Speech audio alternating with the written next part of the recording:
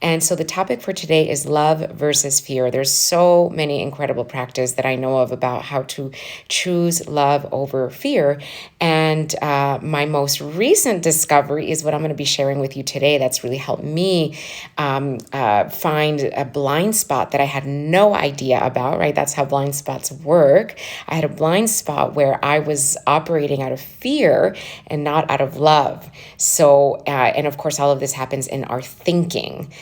So love versus fear it really begins in our thinking. We can have loving thoughts. We can have thoughts of fear.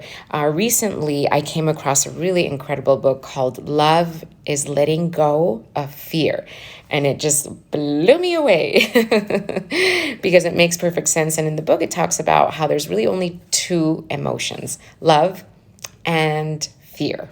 If it's not love, if it's not loving, then there's some kind of fear going on in there that is keeping us disconnected from our essence of love. So the book has a lot of really incredible insights and perspectives, but the one that touched me the most deeply, that has made the most difference, is the one I'm going to share with you now.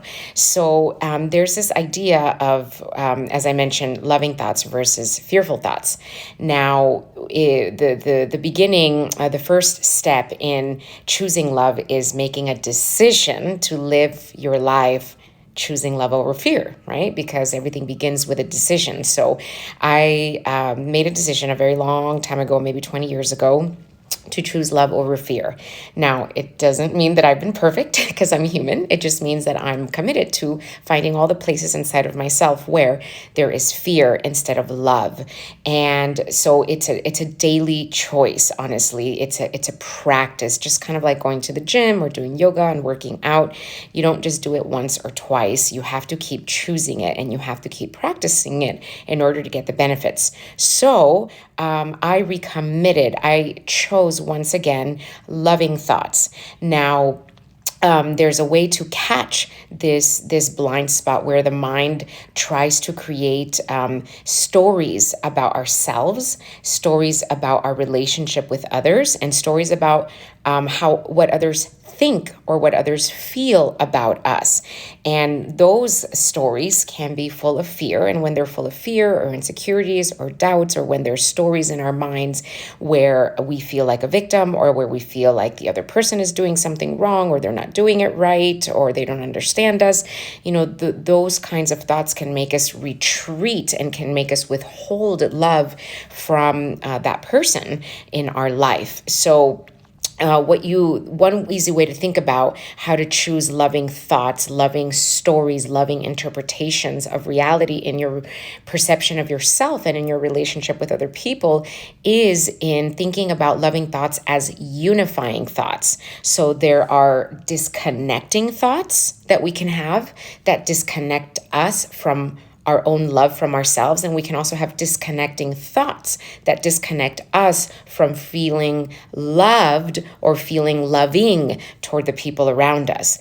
Or on the other hand, we can have unifying thoughts. Unifying thoughts are thoughts and stories and perceptions that paint a picture in our mind where we are loved and we are free to love the people around us. Now, it doesn't mean that we don't have boundaries or that we don't talk about what we need or what we want, or that we don't ask for support. It just means that all of those needs and desires and requests exist inside of unifying thoughts. So I've actually caught myself, since I started this practice about a week ago, I noticed myself having disconnecting thoughts where suddenly I felt on the outside of my relationship with one of my dear, dear friends who I'm living with right now.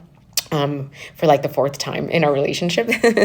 And we love each other. We're best friends. Yet there I was catching myself having these disconnecting thoughts where I felt like maybe she was not on my side, or the story in my head tried to convince me that maybe she didn't get me, or she wasn't understanding me in some way, and that I had to, protect my heart in some way, and that I had to figure things out. And I thought, aha, that sounds like a disconnecting thought. So the question that's really been helping me that I want you to practice with me is when you have a disconnecting thought that makes you disconnect from feeling loved or loving with somebody that you care about, the question you can ask yourself is, that first you want to acknowledge that you're having a disconnecting thought. So you say, that sounds like a disconnecting thought to me. And then you want to ask yourself, hi Taz. And then you want to ask yourself, okay, what would a unifying, loving thought be like and sound like and feel like? And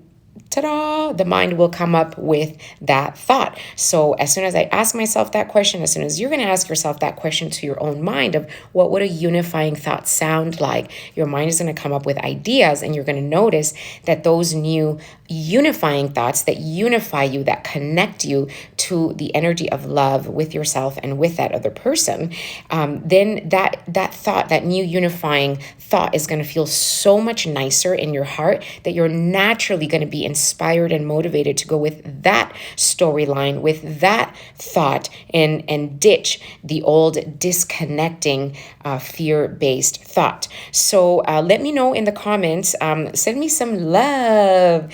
If you're watching now, Taz and JP Kato and everyone else watching, send me some love, send me a wave, a little heart. And if you have any questions about what I just shared, send me a private message, a DM. And if you're just tuning in, yes, on air, I see you.